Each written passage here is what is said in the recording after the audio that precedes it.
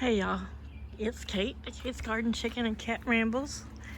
There's Cass, the poultry protection cat. Got a little story about him. I haven't filmed or posted anything in several days. I just been tired and then dealing with frustration between the attack on Calm, which could have gone bad, and feeling so guilty because I forgot to take down that little strip of chicken wire which made a choke point. And the heathers have been, in rip-roaring squirrel, just rip-roaring form, let's just say that. So Chaos has really got intense about his evening patrols. Ooh, squirrel. Little wildflower starting to groom in the wildflower patch. Anyway, he wants to be in the coop at night, and so I shut him in there, and then he wants out. So today has been a really wet, rainy and stormy. I don't know what the night's going to be, but one of these evenings he is going to get locked in there all night. I'll put his food and water in there, and then I don't have to worry about him getting wet or cold or wandering. But when I put the 3 new nest boxes in, which I think if you follow the channel, you know that I'm not going to go in there because I have shorts on and red Crocs, and Laddie will attack me. But this long, skinny pallet has just been like a little play area, roosting area. So I've already cut 8 legs for it, which are going to mount in it. And then I have another one of these pallets that I'm going to flip right side up, which will be the top. And then I'll just put dividers and make 3 nesting boxes, and I'll put a little roosting bar out there. But after I put the 3 nest boxes in there, which are going to be 14 by 14, I'm going to have this extra space down here, at least for sure. This space down here. And I think I will make a little special cat nesting box for Chaos. And he has so many cubbies on the back porch, but he won't sleep in them. But if he wants to be in here, especially when if we get any intense weather this summer, I know in here he can stay dry. It'll be out of the wind and rain. And when he comes in the house, which if it's cold, he's good. He'll just snuggle up and sleep. But otherwise, he climbs around and he knocks stuff off and he breaks stuff, and he just, he's 14 and just a handful sometimes, just like you. So everyone's doing good. Look, he just charged the fence. I didn't come in. He ran down that little thing as if he was going to attack. That's why I'm not going in my shorts. So we have another week of nights down in the mid to low 50s on a few of those nights. Every night's supposed to be in the 50s, but a few of them are going to quit chilly. Go away and shut up, Laddie. So I've left the little makeshift coop for the 3 young juvenile girls up because, like I've said before, I can keep them dry, I can keep them safe from predators, and on these cold nights I can turn their little radiant heat on. They are only 9. Well, they're getting ready to go to their 10th week, and they are very fluffy and fully feathered. But they are not ready to be just a 50-degree night out here with nothing. So at night, they wander around for a good hour and a half after the adults go to bed. And they've been coming here to the little porch patio area. So once I've got those other nest boxes, which they don't really need those, but once I change up the roosting configuration, and I know it's going to be at least 60 degrees at night, I'm going to transfer them probably on June 1st. That's my targeted day of choice. No, things can always change, we know that. But I'm going to, one night, snatch them up and put them in here on a roost. Not the top roost, but on a roost near the adults, and that will be their introduction to sleeping in the big coop at night. Paul's like, let's just buy another one. I'm like, we don't need another one. I mean, we got the room for it, but for that expense, and I'm not going through the hell of building another roof, a 5 by 15 coop is plenty for 12 chickens.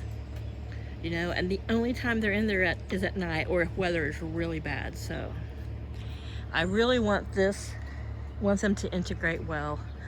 And so this week I'm also going to work on removing any kind of choke points and opening it up, and I'll stay out here with them all day if necessary. I'll just bring my drink and my phone, or I'll work on a project out here. God knows I've got plenty, and get them all integrated, because I do want for a hot, humid summer before it really gets here, I want to be able to take off the door and the other side of the front of that coop. As I've said, I want to make it like just a 3-sided little place to go roost out of the weather without having to go to bed, technically, you know, air quotes, to bed.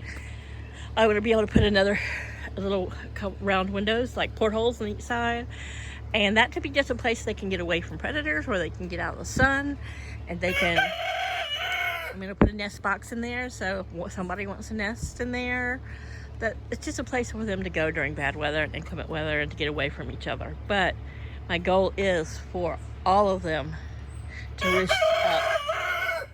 There's Heather, number 1. Sorry. To roost up and sleep in the big coop at night, especially before any kind of hurricane season gets into, or storm season, which we haven't had any in the past couple summers. But since this is going to be an El Nino summer, we'll see. Anyway, they have been getting along pretty well with the little ones. You can see the little ones back there.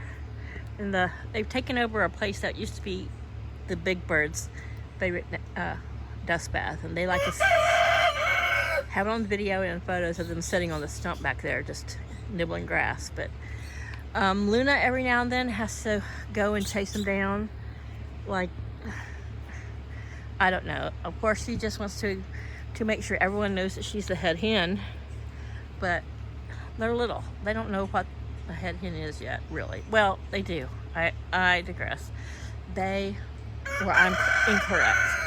They have a little hierarchy system between the 3 of them. It's Prim, then it's Zin Zin, and then Lily. I think that's pretty much the way their little pecking order peer group is, the 3 of them. But, you know, that will change once they're integrated with everybody. And Lily and Zin Zin might be on the same level, you know. But they are definitely subordinate to Prim. See, Lottie crows a lot, but he doesn't more when I'm out here talking. I don't know what it is about that, but anyway, I trimmed some branches off my maple yesterday, some low-hanging ones that would hit me on the head when I mowed. I almost across the yard, but this is my little mini pond, which today, when Paul came home, it had been pouring, and when I came from back to the store and I grabbed him at the shop, it was just flowing down the old driveway. That's why that 2x4 there is like their little bridge. Like a little bridge for them. And if I keep my new middle-aged rotund self balanced, I can walk across that 4x4. But hi, Neve. I'm expecting your best behavior this week. No more beating up on the young rooster, which she's a rooster. I wish he would just, you know, peck her in the head a few times, jump on her back and let her know that she's not the boss of him. But he is only 17 weeks old. Well, right at 16. They will be a full 20 weeks on the 18th of June, so they're almost 18 weeks. So here's the little ones. Prim is the all cream with some little yellow smudges and spots. Zinnia is the brown with kind of more of a russet, but the russet and black. Definitely Americana, Easter egger, and then Lily is the gray and white. And they are all just beautiful little girls, and they're doing well. But they pretty much as I've said before, it amazes me how well they stay together in a tight little threesome. And they do venture out amongst the big chickens, but at the first sign of, I don't know, a sideways look or a hint of being chased, they take off running. So, and then the big girls seem to lose interest. They don't keep chasing them. They just are like, yeah, smack down on the little girls. But the teenagers, I do want out of this run. I'm hoping to God that, you know, Column's attack was from a big fat giant hen. It wasn't from Laddie-Roo. Laddie-Roo doesn't know what another male is, and I'm sure there will be some issues. I mean, you just can't put two roosters together and expect there not to be. But Column is so beautiful. He's so beautiful. And Moira here has started making some squawking noises, just more chatty than before. Almost like a complaint chat. Look at her, how yellow her ears are. She's so pretty. I love those yellow ears. Anyway, she is the head hen in this little foursome here. But you can see how much bigger than her the leghorn crosses are. And they bow up to each other, and they bow up to to Column, but they don't really bow up to her. But this morning it was hilarious. I looked out the window and it was just sprinkling, and because their run is narrow and long, especially the three girls, he doesn't do it so much anymore because, you know, he's growing up, he's becoming the man. But these three girls will run as fast as they can from one end to the other, which is about 60 feet probably. And I did catch Miss Moira here in flight. She was only about 2 or 3 feet off the ground, but the other girls, they weren't, they were just running along the ground. So we will definitely be getting some wings clipped.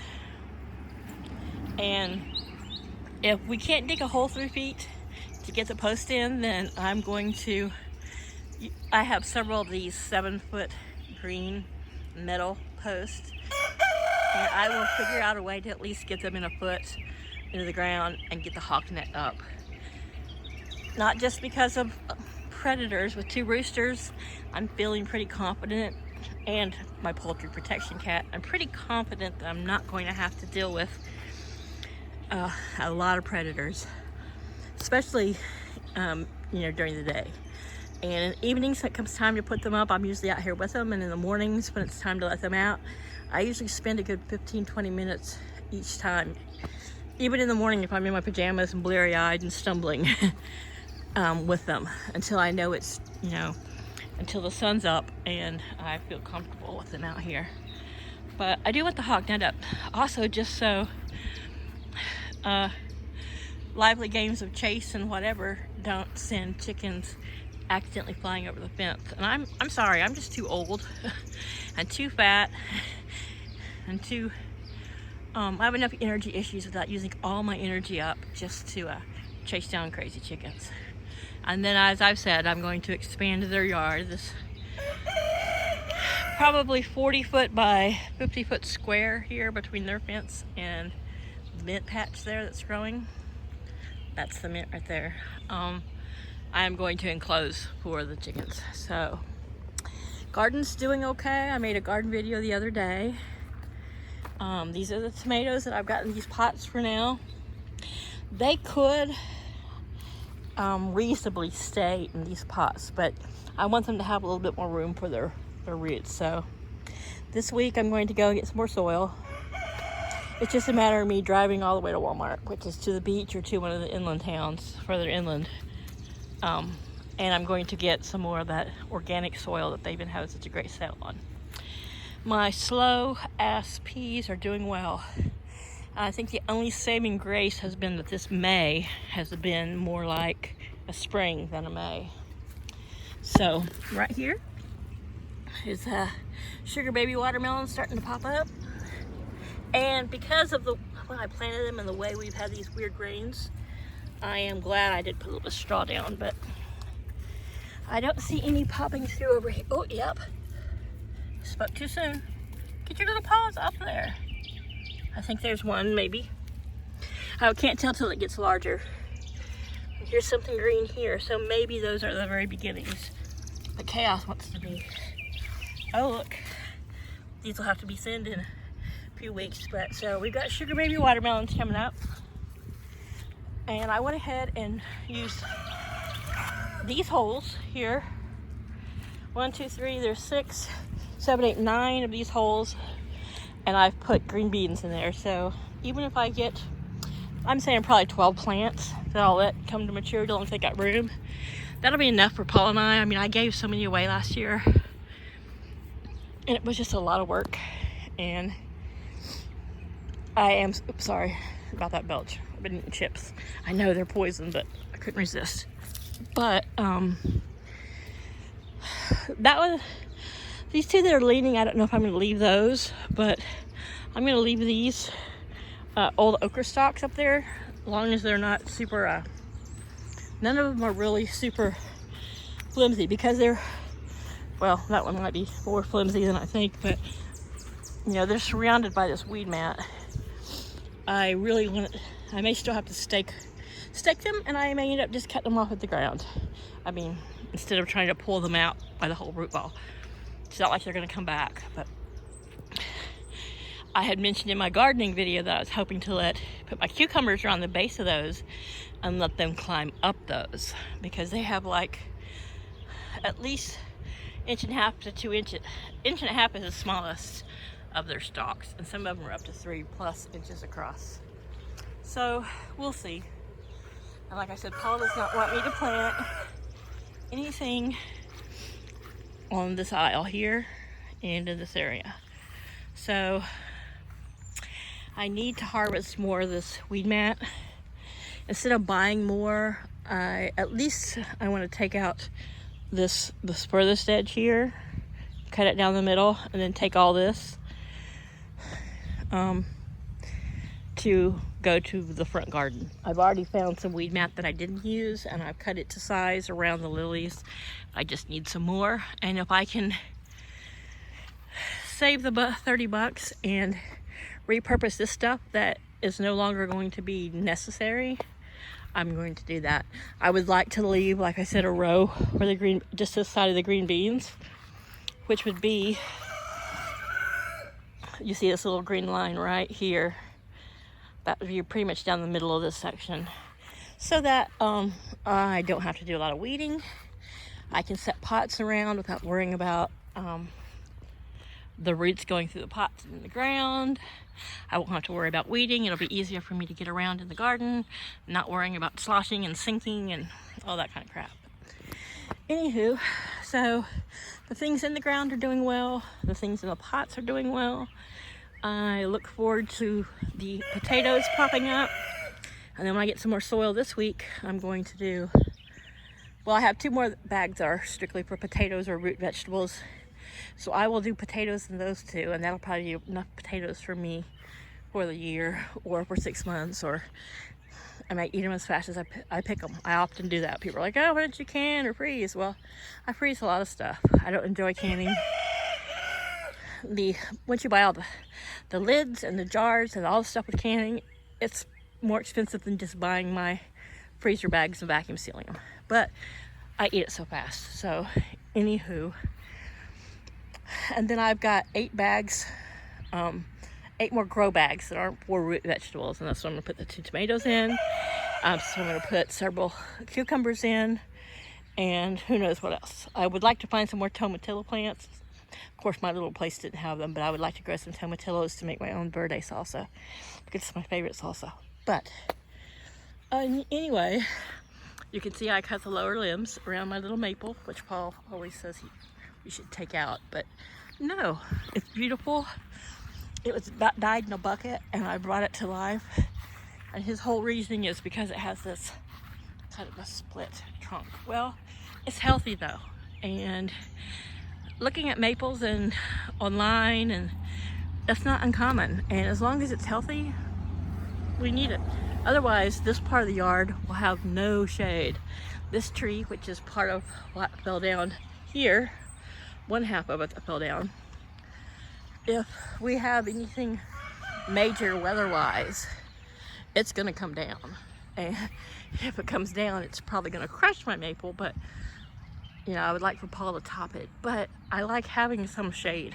It provides some shade for the cats, it provides shade for the bunnies, it's habitat for the birds, it keeps my yard from being just out in the sun like a big old field like that, which I don't like.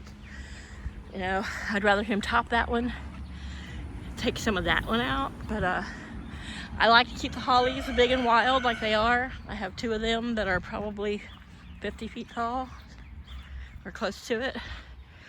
This one, and there's one, his sister right over there, and they are excellent habitats for the cardinals and the blue jays and the bunnies. I think it makes such great places for birds to nest because of the way its branches are kind of interwoven together in a sense. And it's a softwood, but it's got such prickly green that nobody wants to barge through that and get them. But anyhow, so there's nothing in the front garden that's worth looking at right now. I filmed it a little bit yesterday, but I'm getting quite a few bloom pod heads. Who knows what the appropriate name is for the lilies. So I figure probably by mid-June, we're gonna have some of them popping open. For sure, at least some of the daylilies and this big oriental here. So all this, oh my God, I cleaned all the weeds out of there. Look, you can see little sprigs right there. That's all wildflower. It's a monarch butterfly blend to attract, it's what monarchs like to eat, to attract and feed them. But these are the orientals. So you can see that they're probably by at least mid to late June. This is the crepe myrtle. She's doing well. Salvia. So you can see where I've got some weed mat formed around, like the places where like there's a lot of bulbs right in there.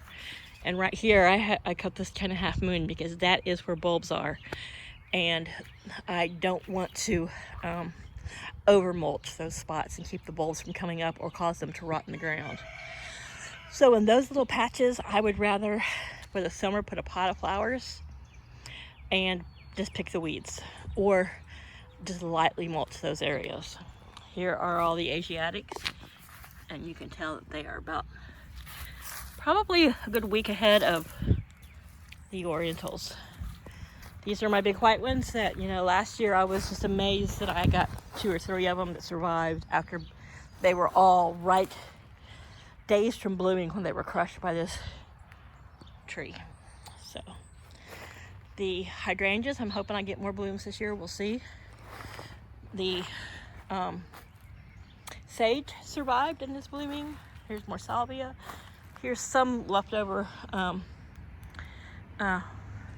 daffodils, but there are bulbs all through here.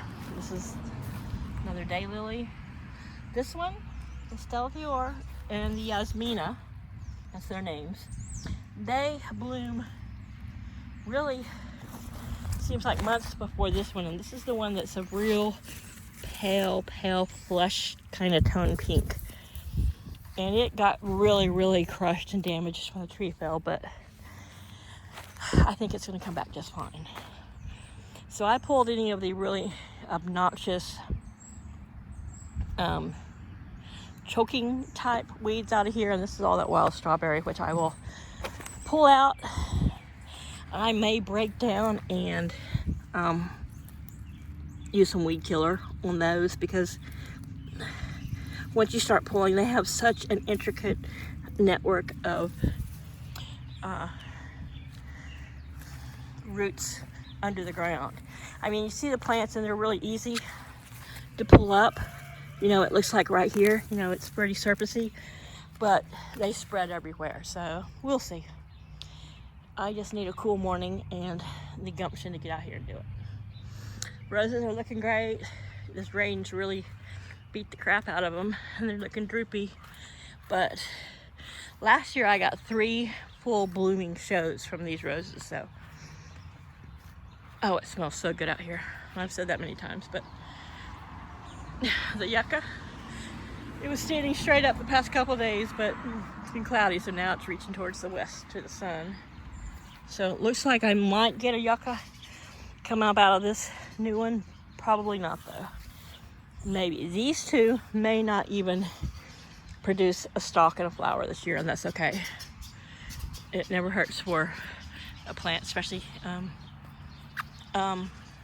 things that are, you guys can survive in like all kinds of weather. Some people surround them in rocks, some people have them in Arizona. I have them here in Delaware, but they need a lot. And that big stalk and all the flowers it makes means it needs a lot of nutrition and it needs a lot of energy, and those two just may not be up to it. And I need to separate some of those, but that's a lot of work. So this morning early, there were lots of bunnies in the yard out both sides of the house. I walked through the house, looked out my window and the bathroom window, and saw two bunnies in different spots. Paul saw a really small one this morning. So I walked across the dining room to the other side of the house, and there was a couple over here. So that's my bunny family. So anyway, it looks like it's about to rain again. And it's only like 75, but there's no wind, no breeze, and I'm being eaten, which probably by mosquitoes or whatever, but okay. Got lots of robins, and of course my mouthy rooster. So these are the legs which I got cut, even though my little saw, my compact skill saw thingy needs a new blade, so I need to order that. But so I went ahead and got those cut while I still had some blade left, and so hopefully this week I'll get to work on those other nest boxes. The nest pads have come in, the herbs, and so once I've got them in, and probably the same day I put them up, I'll reconfigure the roosting bars in there. She just got out of the nest box. You gotta jump on her right now. Should have named you Randy. Get it, Randy? Yeah, should have named you Randy because that just kind of describes you. But anyway, Chaos likes to sleep up here. He likes to be in the open air. He doesn't like to be confined to a cubby on the porch or anywhere I think that he thinks that he can't get away. So we'll see how it works out trying to get him to stay in the coop. And Paul's like, well, you know, they do make those little cat doors that, you know, that you can get him chipped and it'll read his chip and it'll open for him, but it won't open for critters. And I'm like, I'm not spending hundreds and hundreds of dollars for my 14-year-old cat to be chipped.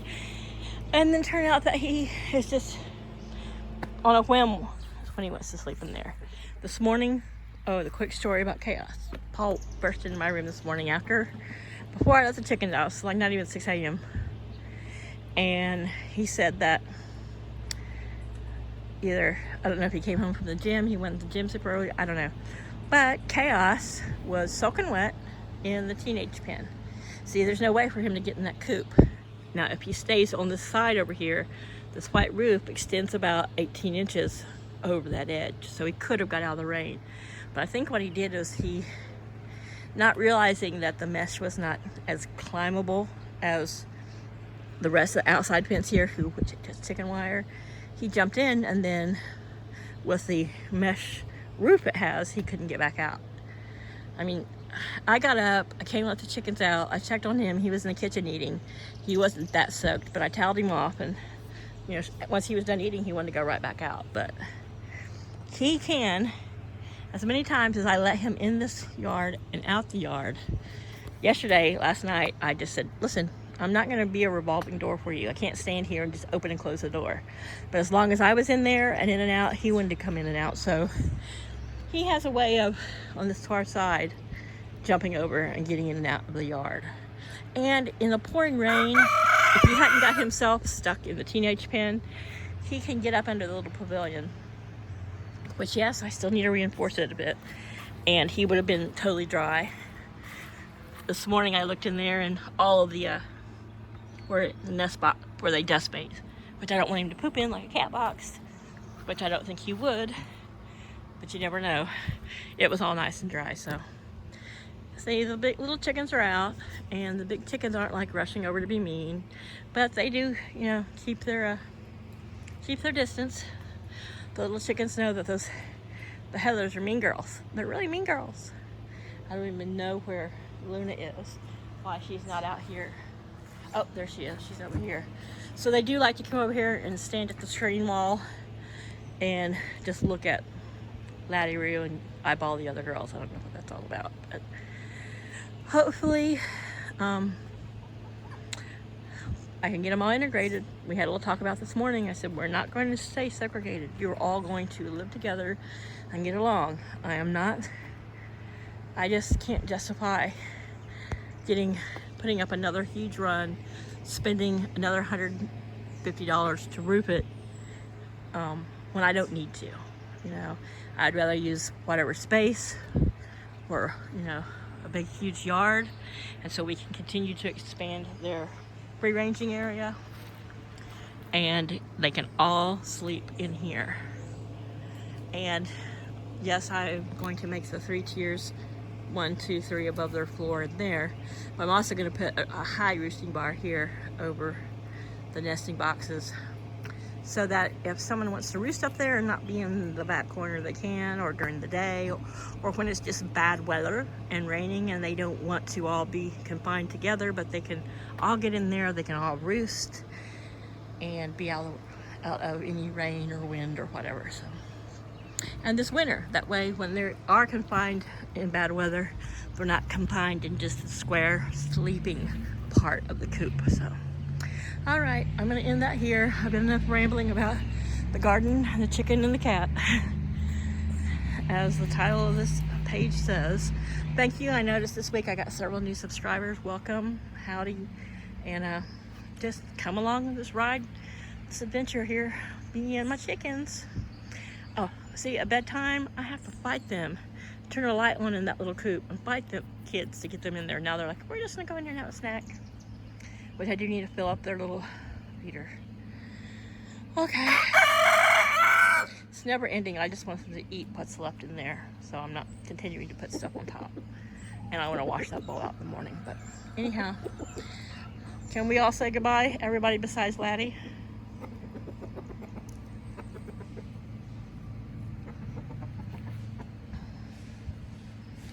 Yeah, so the Heathers are Neve, Luna, and Kiva.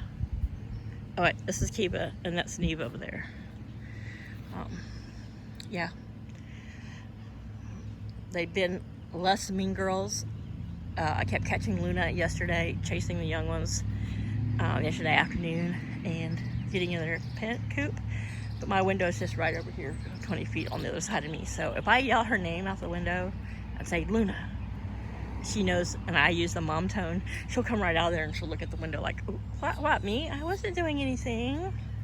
I'm so pretty and lovely. I'm so innocent. But yeah. So they've got 2 roosts inside. The little chicks have 2 different levels of roosting in there, and I see Prim the most on the top one, but they've got their food, they've got their water. It gets moved every week to a different part of the yard so they're on fresh grass. And I leave the door open all day long, and everybody seems to be doing well. So now my next hurdle is just integrating the teenagers, and they want to come out. Dropped you right on the phone in the wet grass. And in the evening, once the adults go to bed, I've got about an hour that the teenagers want to be up and running. And so I have been opening up the fence so that they can come out here and explore and, you know, get to know this yard, part of the yard, know where they can go, where they can, you know, get up in here. Just learn it and get comfortable with it so that when I take that fence down, it's just going to be all or nothing. But I just refuse. Paul's like, I don't mind having separate pens for them. The only way I'm going to tolerate a separate yard and pen is if I have to separate and have just a bro pen for just the roosters. But I have a feeling that, I don't know, I just have a feeling that these guys are going to be fine. It's the girls. It's always the girls. It's always the mean girls you have to worry about. Guys can figure a way to get along. But it's just them bitches. Yeah, them bitches are a handful. Yeah. Look at her. She looked at her. She's like, what? Me? Oh, you're talking about me? All right. Bye, y'all. You guys have a great weekend. And I'll catch up back with you next week. Take care. Bye.